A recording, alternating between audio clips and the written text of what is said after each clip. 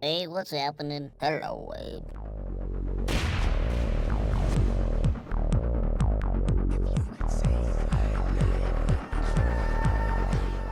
Munch's Oddysee is a game I feel like almost everybody forgot existed, which is a shame because it's one of the most unique and charming games of the franchise. It's also the first game I ever played. It's part puzzle platformer, part RTS, and part immersive sim. The core game loop is a dual character control between Abe, an ex-slave turned mistreated messiah, Okay, here goes.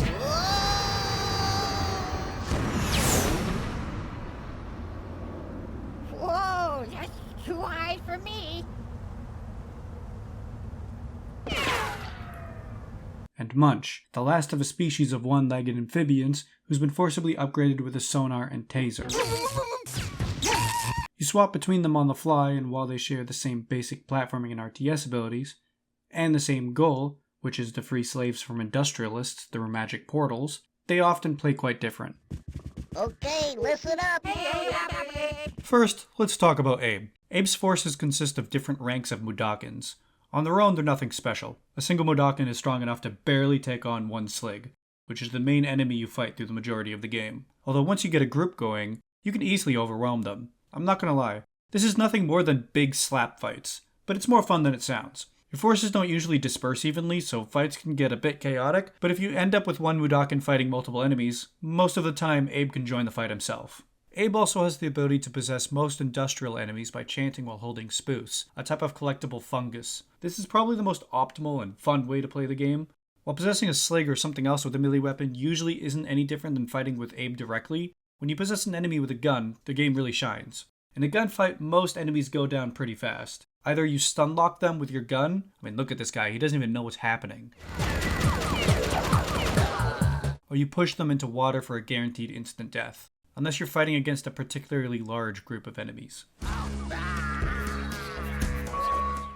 You're rarely forced to make your Mudokons fight overwhelming numbers of enemies. Unless you go out of your way to push them into those situations, possessing one enemy and having them fight all his friends at once is pretty common ground. In fact, you'll likely have to go through this process multiple times on the same group. Possess a Slig, kill a few of his friends, die, repeat until they're all dead.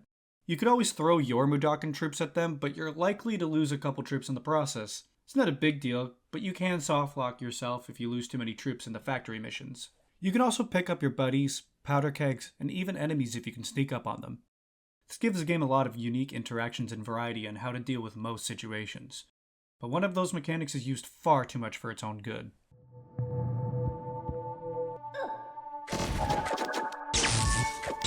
Now, Munch is a little different.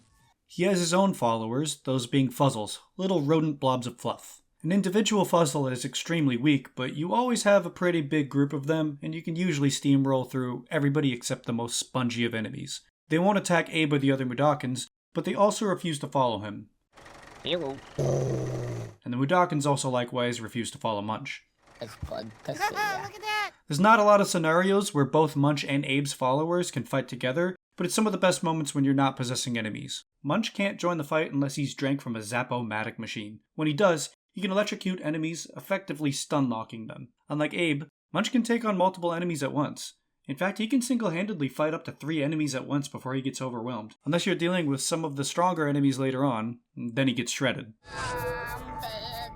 Munch is also the only character who can swim. Everybody else just kind of floats at the top of the water and scream for help until they die. You can also possess machines at a special vendor. You can control cranes, which pretty much function the same way as Abe's pickup ability, but it gives you far more verticality and you don't need to sneak up on enemies to pick them up. And the Snoozer, a big spider robot with a taser and trank gun. It can technically kill things, but it takes far too long to be worth it. Knocking enemies unconscious does help set up a pretty amusing glitch though. Unfortunately, the Snoozer only appears twice, and it takes a backseat to Abe's possession ability. So what about the enemy AI? Well, to be honest, it's not too bright. Enemies run at you in a straight line, even through a minefield, and their line of sight is incredibly short. If you get out of reach of them, or they lose track of you, which is extremely easy, they'll briefly taunt you before returning to their patrol, or even going back to sleep. They'll wake up to their best friend blowing up, and then go back to sleep in only 10 seconds.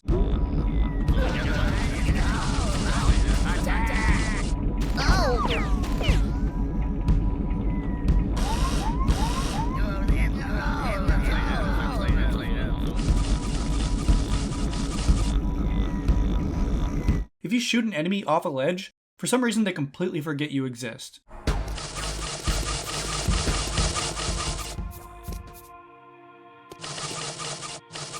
Brain, piss off, yeah? Their voice lines also get really repetitive.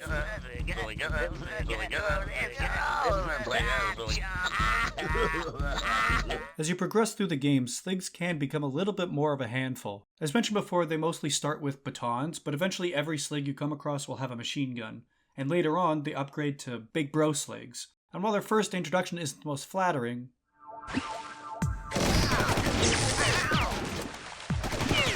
how did they even get up here?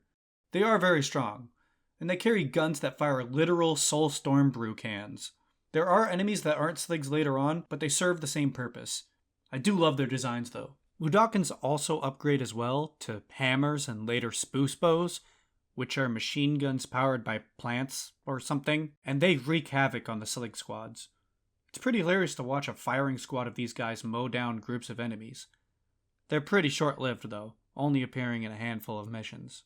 The puzzles are usually pretty simple. Most of them are centered around Abe and Munch platforming, or in a lot of cases, Abe helping Munch or the other Mudokons platform. It's a really fun and not at all overused mechanic. Thankfully, the Mudokons are pretty good about not walking off ledges, but they do get stuck on corners. Or you're clearing a room of enemies so you can traverse it safely to collect slaves or fuzzles to later rescue. Unfortunately, some of those room clearings can be a bit confusing. There's so many enemies and it feels like there's supposed to be something more. In reality, it's just kill a few dozen respawning enemies and eventually they stop.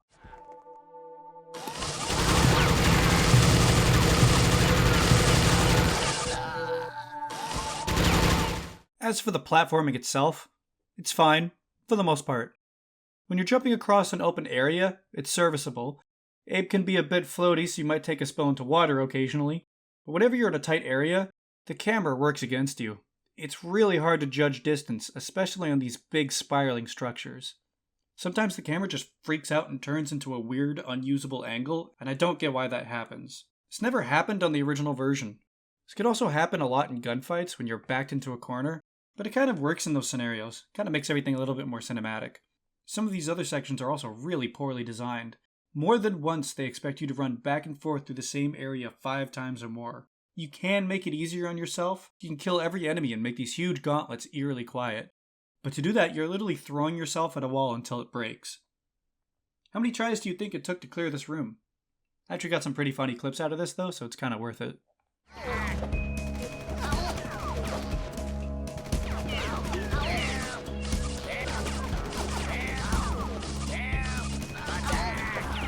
Now earlier I mentioned how this game is part immersive sim. And I get it if you're kind of put off by that. The term immersive sim is thrown around way too much online. Let's get this straight. Munch's Oddysee is no imsim. It's not System Shock or Thief or any other pure-blood imsim. But it does have a few light elements baked in, and I hate how nobody acknowledges this. Most levels have multiple solutions. Sometimes that's deliberate, sometimes it just happens because systems break in interesting ways. There's usually a gimmick for each mission. But whether or not you actually participate in it is kind of up to you. You can bait sligs into falling off ledges, throw enemies into areas they were never meant to be in, or even use mines to launch Munch or sligs like it's some kind of mobility tech. In fact, people actually use this for glitchless speedruns. I also got this super cool moment using Recycler.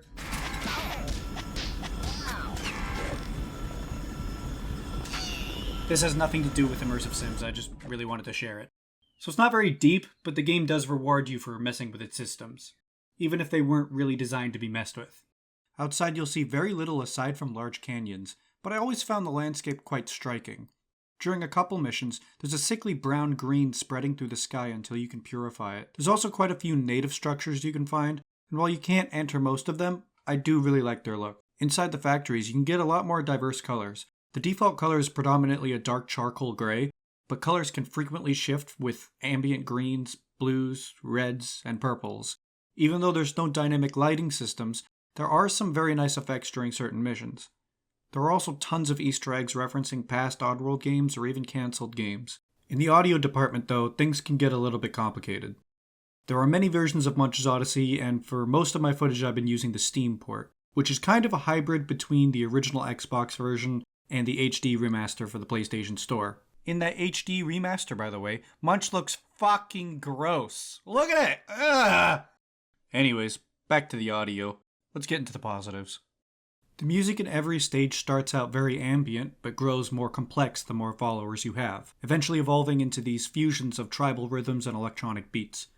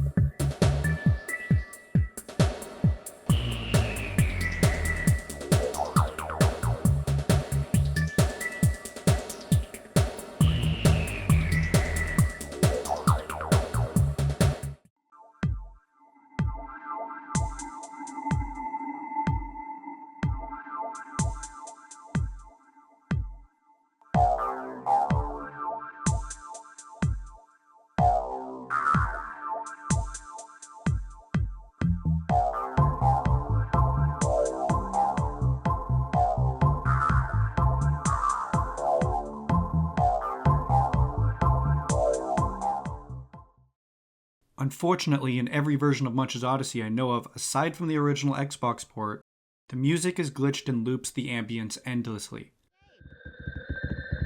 Hello. Hey, it's Abe. Hey, you chumps. Hey, hey, hey, what's happening? Hello. Hey, it's Abe. Hello. Hey, what's happening? There is a mod that's supposed to fix this issue, but it doesn't run as smoothly as I'd hoped. Everybody listen. Hey, what's happening?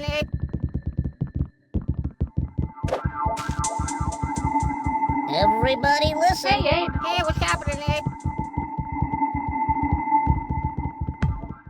On top of that, there are a lot of audio balancing issues. A lot of quiet sounds are blasted at max volume, certain environmental effects don't trigger at all, like reverb or tone shifts, so everything sounds equally close and the same. There are plenty of sound effects that are out of place because of this.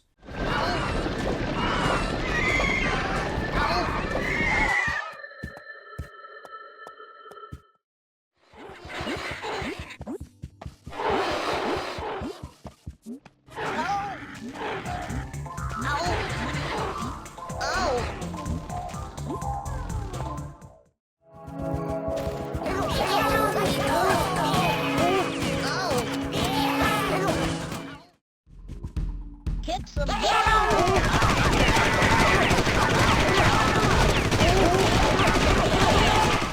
You can change your version on Steam to be the original 2005 PC port, which fixes some of the audio balancing and replaces a lot of sounds to the original versions, but this version is very prone to crashing and it doesn't fix everything either. Thankfully, the Xbox Series X is backwards compatible, so if you have a physical copy of the original Xbox release, none of these issues should be present. Thankfully, all the pre-rendered cutscenes work fine. Speaking of which, we should get into the story. I'll be honest, there's not much to talk about here, but if you really want to know nothing more going forward, I'd stop the video here. Vickers Labs is a most formidable fortress.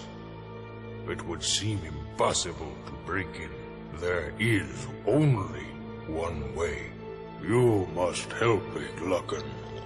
A most lazy and incompetent, pitiful excuse for a Gluckin. He is called Lulu. Huh? He is your key to enter Vickers Labs. You must make Lulu rich.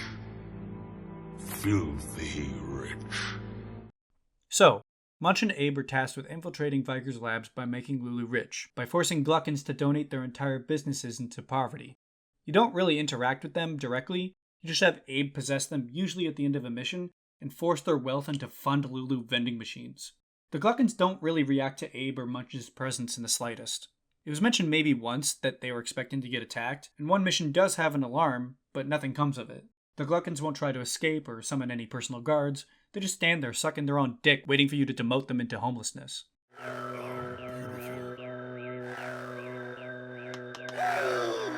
I do like that you don't kill glukkons after you depossess them, unlike every other industrial enemy. The game never tells you this explicitly, but I always imagined that life in poverty was a fate worse than death for a glukkon.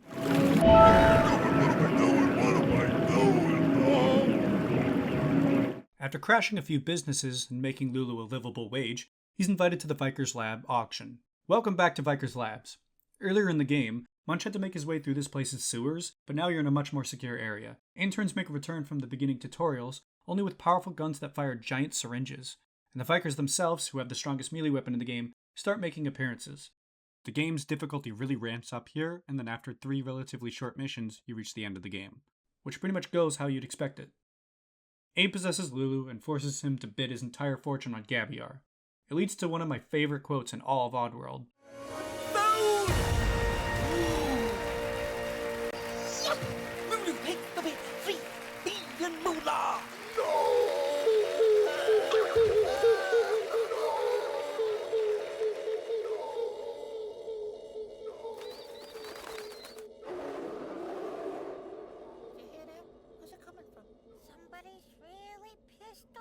There is this moment where it seems like the good guys won't come out on top. Abe fails his possession of Lulu, and it feels like they're trying to set up the bad ending. You already know this is the good ending because, let's be honest, it's not hard to get. So what happens when you get here with the bad ending? Well, you don't. The bad ending starts much earlier and... Oh, no. No.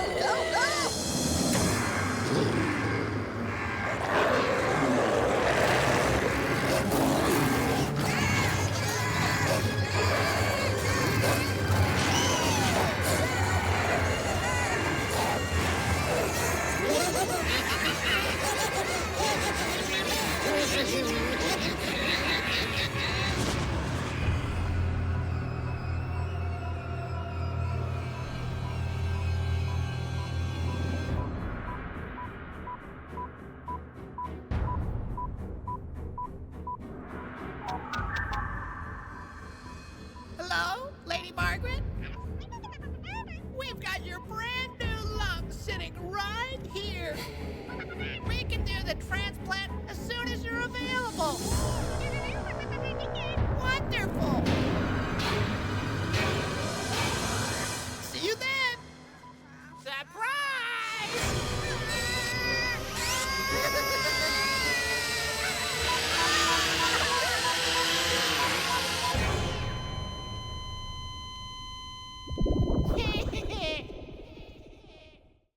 Holy shit.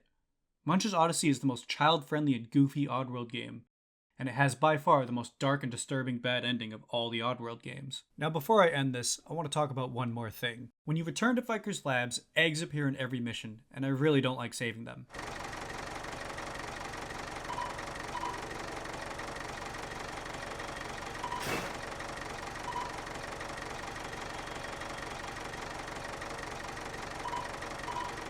Isn't this fun? This is the big new surprise, the new neat thing you gotta save, and my god, it is the worst shit I've ever seen. This reeks of rushing. Even worse, in the next couple missions you have to save them by hand, and it is much more difficult and tedious. The good news is, if you're not doing a 100% angelic run, you really don't have to bother with them. They function the same as a reskinned powder keg, so they explode violently, and it would cause a pretty funny chain reaction if you throw them at other eggs. Or, what I like to do, throw them at enemies for trivial damage. If you've ever heard this game is rushed, this is your proof, and it's not the only instance of rushing. Paramites and Scrabs make a return in Munch's Oddysee. The Scrabs are mostly fine. They're supposed to be solitary creatures, so I'm not really sure why they show up in one big herd, but they still howl and act like Scrabs otherwise. Bonus points though, this is the only moment in the entire franchise where Sligs and Scrabs actually interact.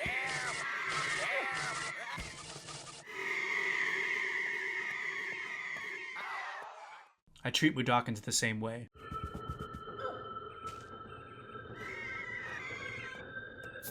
It's always good to feed the wildlife. The Paramites, on the other hand, are a baffling inclusion. These things are supposed to be shy, cave-dwelling spider creatures that set traps for prey, not scuttling around in open canyons in massive numbers. There's not a single spider web in the whole mission, even though the fucking tutorial has webs. They just didn't bother putting any here. And they don't even act like Paramites. They're basically just reskinned slogs. That said, I'll give these missions some credit. Even on the original Xbox, there was never any slowdown or lag, which is kind of impressive considering how many creatures can be on screen at once. These missions aren't even bad, they're just weird. They completely misrepresent two of the franchise's most iconic creatures, and I don't really get the thought process behind their inclusion, other than they had the assets and didn't know what else to do with them. Don't even get me started on the meeps.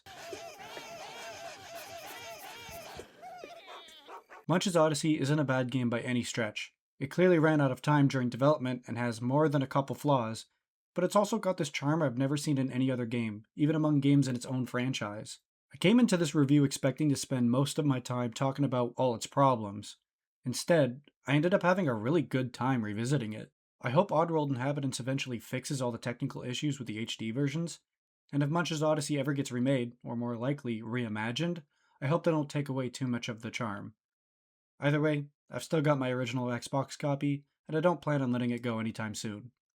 Thanks for watching. Now excuse me while I go make some Mudakan omelets.